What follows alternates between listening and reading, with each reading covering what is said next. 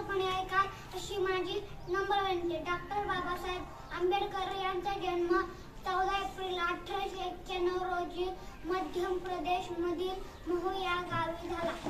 Doctor बाबासाहेबांच्या वडिलांचे नाव रामजी मालोजी सपकाळ व आईचे नाव भीमाबाई होते. लोक डॉक्टर बाबासाहेबांना विश्वरत्न, भारतरत्न, अर्चरत्न, महामानव या नावाने ओळखतात. डॉक्टर बाबासाहेब आंबेडकर यांनी भारताचे संविधान लिहिले. बाबासाहेब आंबेडकर आयुष्यभर अस्पृश्य समजल्या जाणाऱ्या लोकांची सेवा केल्या. आपणही डॉक्टर बाबासाहेबांसारखे मोठे होऊन समाजाची सेवा केल्या पाहिजे. हीच बाबासाहेबांसाठी खरी आदरांजली ठरेल. जय हिंद, जय भारत.